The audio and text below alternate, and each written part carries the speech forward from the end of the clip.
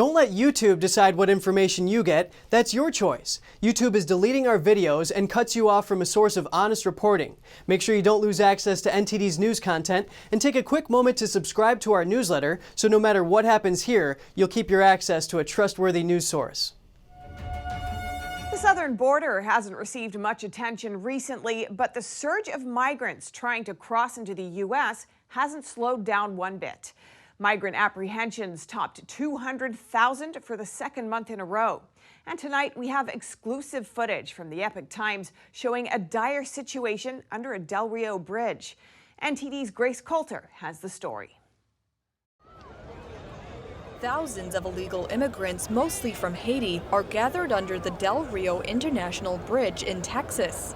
They're waiting to turn themselves in to Border Patrol to be processed. A Border Patrol source told the Epoch Times that as of Thursday morning, around 8,000 illegal immigrants were congregated here, among them Haitian, Cuban, and Venezuelan nationals.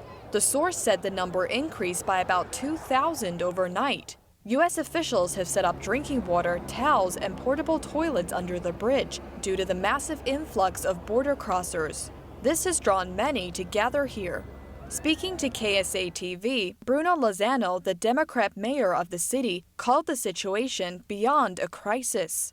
In a video posted by a local radio station Wednesday, Lozano said he's been trying for the last 48 hours to get in touch with the Department of Homeland Security. As you can see behind me right now we have up to 4,000 individuals that have crossed over the Rio Grande. He's calling for backup to help Del Rio Border Patrol, who are reported to be overwhelmed. Lozano said Del Rio already has 2,000 to 3,000 illegal immigrants in detention and said he's been provided information that another 20,000 migrants are on their way to the area from Mexico. So what is the Border Patrol, the Del Rio sector, supposed to do with an influx of not just 4,000, but potentially 20,000 migrants that are coming into the Del Rio sector?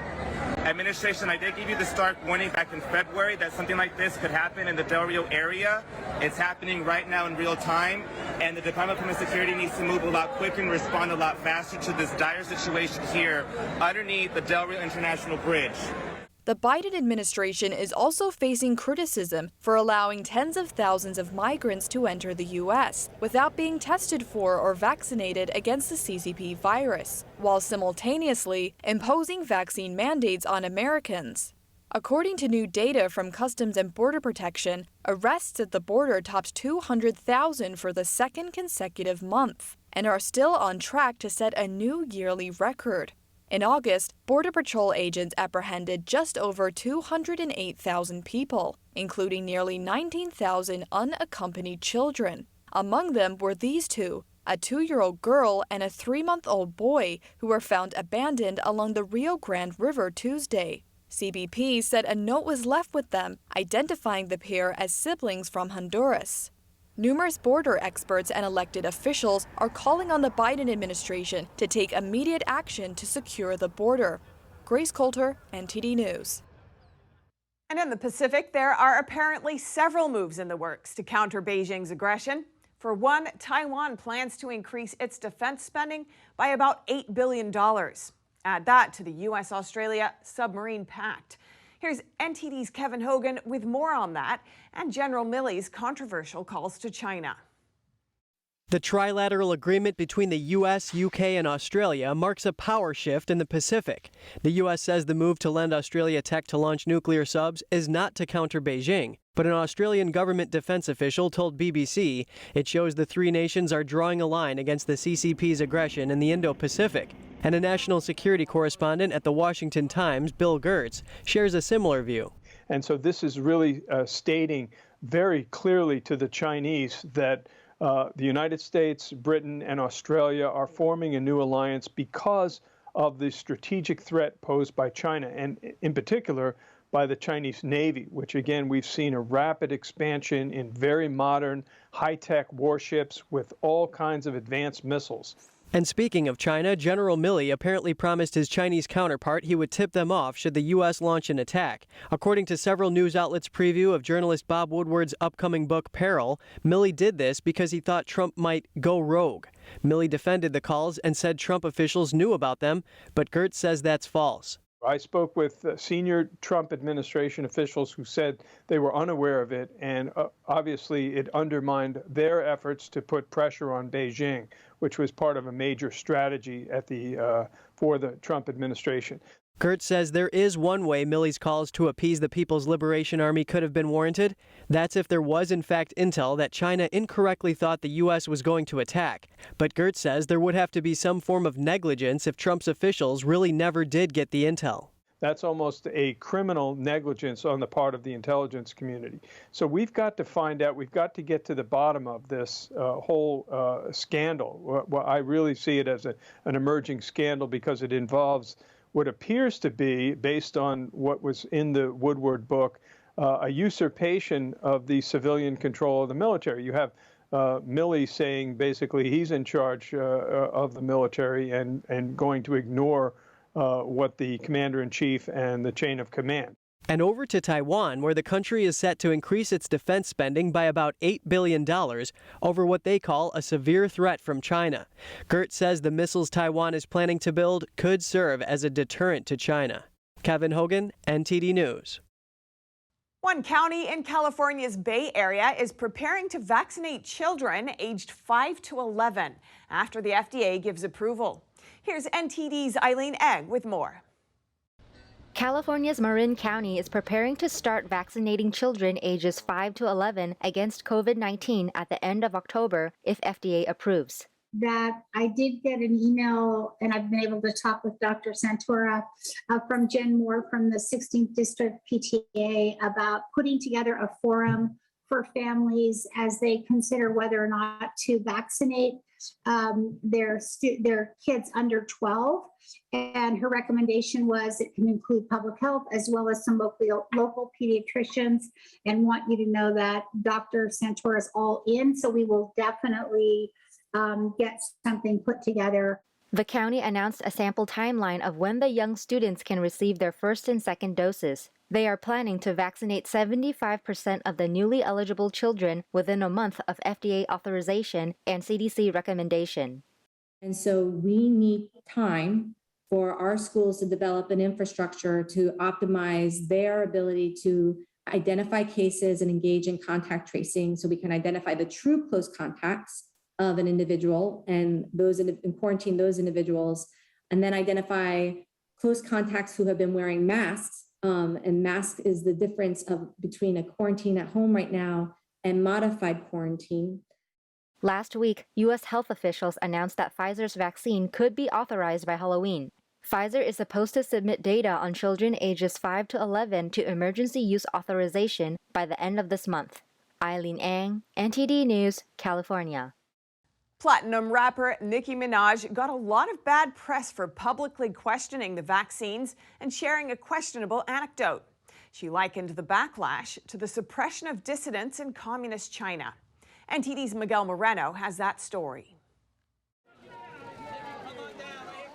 News of what's happened with rapper Nicki Minaj has made it into both liberal and conservative talk shows. Minaj laid out on Twitter why she's hesitant to get vaccinated against COVID-19, but got a lot of backlash. She's now likened her experience to what goes on in communist China, where Minaj says she was told to not speak out against people in power. And I remember all of us thinking, oh, okay, well, we understand and we respect the laws here and that it's so different where we live.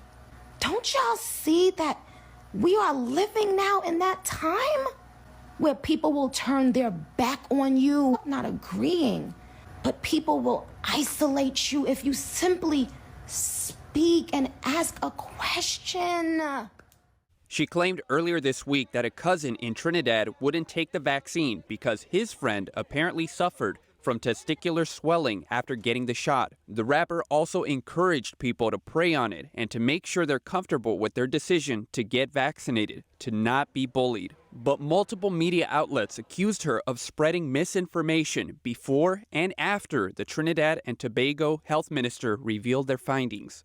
As far as we know, at this point in time, there has been no such reported either side effect or adverse event. And what was sad about this is that it wasted our time yesterday trying to track down because we take all these claims seriously. We learned that Minaj has an unexpected ally who pointed to another issue this week, which the rapper appears to agree with. But it's not anything to do with the physical effect of the vaccine that makes our political class mad. It's the last part of Nicki Minaj's tweet that enrages them. The part where she says you should pray on it, make the decision yourself like a free human being, and, quote, don't be bullied. Minaj at no point asked people to refuse the vaccine. She recommended that people get vaccinated if they need it for work, and said she's sure she'll be vaccinated when she goes on tour. Miguel Moreno, NTD News. And to curb this surge in illegal immigration, Texas Governor Greg Abbott announced today he shut down 6 points of entry on the border. He says Customs and Border Protection officials asked Texas to step in and assist them. And you may think that in order to vote, you have to be a citizen. But a growing number of municipalities are allowing non-citizens to vote in local elections. Now, the Georgia Secretary of State is trying to prevent that from happening in his state. Please bear with me, it's a long last name. Georgia's Secretary of State, Brad Raffensperger, is signing a petition calling for a constitutional amendment that expressly bans non-citizens from voting in any elections. An election integrity group called Americans for Citizen Voting created this petition. Raffensperger says he doesn't want Georgia to follow the example of some other states. Because there's an alarming trend around the country of allowing non-citizens to vote here in the United States. Elections in Vermont, California, and Washington, D.C. have opened up to non-citizen voters. San Francisco has allowed individuals in this country illegally to cast ballots in local school board elections. Georgia law currently requires U.S. citizenship for voting, but the Georgia Constitution does not expressly ban non-citizens from voting. So future lawmakers could potentially scrap the requirement with a simple majority. Petition is clear and simple. Only U.S. citizens should be voting in U.S. elections. I encourage all Georgians to sign this petition in the coming days, weeks, and months ahead. A 2019 poll shows that 75% of voters support allowing only citizens to vote, and 81% say they'll vote in favor of a state constitutional amendment on it. The president of Americans for Citizen Voting, Christopher Arps, tells NTD how many states already have such amendments in their constitutions. It's passed in Colorado, Florida, and Alabama in 2020. So it has passed. There are 6 states right now in the union that have in their state constitutions that non-citizens can vote.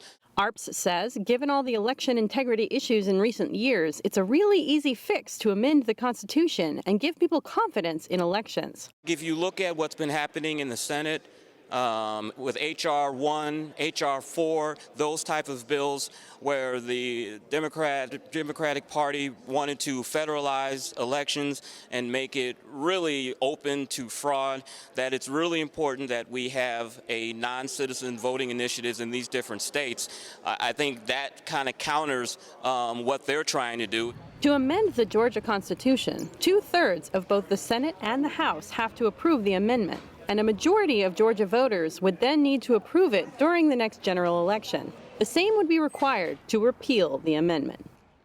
New York's Governor Kathy Hochul is welcoming Afghans who will be placed in cities throughout the state. She pledged to offer them assistance. The State Department says that over 1,100 Afghans could resettle in New York State over the next 6 months. They will be placed in 6 different cities throughout the state, including New York City and Albany. Hochul says the state will welcome them with open arms so that they can rebuild anew. They will be assisted by the Bureau of Refugee Services. Around 7,500 Afghans are already living in New York State, but that number is expected to grow. Many schools are accused of becoming too progressive for teaching things like critical race theory or for getting rid of proficiency standards. But one school is taking a very different approach. It's going back to tradition, aiming to revive classical education to help kids unlock their true potential. NTD's Grace Coulter has the story. Numerous parents and educators across the country are concerned about the state of education, from falling grades to disinterested students struggling with a lack of purpose and direction, to now even politics and certain agendas being pushed in schools. So what went wrong? We started telling kids that the only reason you go to school is so that you can get a job and earn money. Michael Fitzgerald teaches English and the humanities at Northern Academy of the Arts, a private school in upstate New York for 6th to 12th grade students. He says students are yearning for meaning and to understand why what they learn matters to them. They're not being engaged by the things that they really want to be engaged by, which is the question of why am I here? Why am I in school? And the reason they're in school is to be enlightened by the richest things throughout history, by all the things that are locked in the classical arts. And that's what they're waiting to hear. Why am I here? Why are you teaching me this stuff? Why am I learning Shakespeare? Why am I learning calculus? Little do they know that it's those things that actually unlock their mind toward the higher truths. And these are the things all the ancients have studied, and that's why they studied them. Fitzgerald says this is the true purpose of education, to unlock one's thinking and reach one's full potential. Everything else, like a good job and income, are natural consequences of that. He says we see this approach in classical Greek and Chinese education, noting that freeing the mind was the purpose of the original liberal arts. What could a fig represent? Northern Academy is striving to return to this traditional form of education by focusing on classical arts and character development. And now it's taking this to the next level, developing an official program to help students elevate their characters. We have 3 core values here at Northern, which are integrity, compassion, and resilience. And each one of those characteristics or core values is broken down to 5 habits.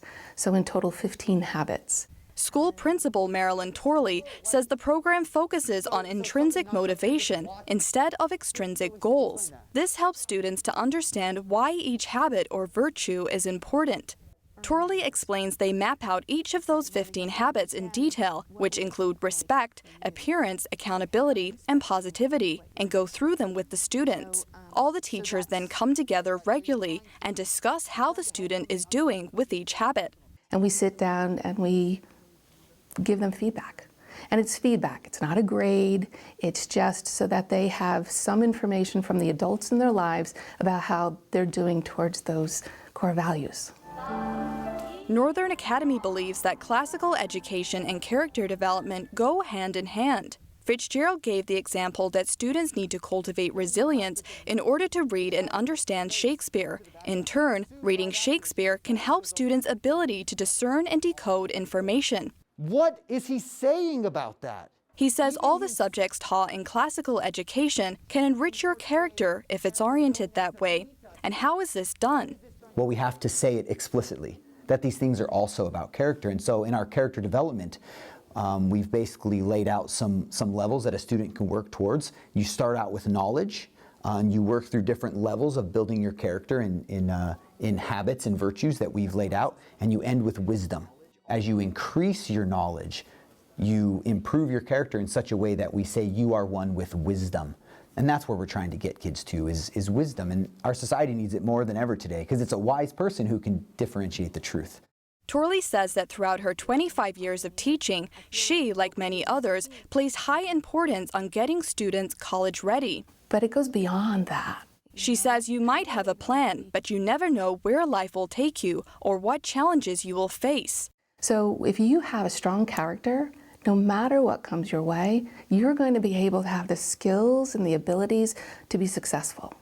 And that's truly our goal. And they say that as students are elevating their characters, they're guaranteed to elevate their grades as well. Grace Coulter, NTD News.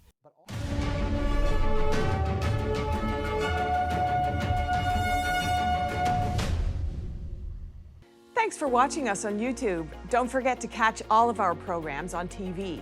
NTD Evening News is on every weekday at 6:30 p.m. Find your local NTD channel at ntd.com/TV.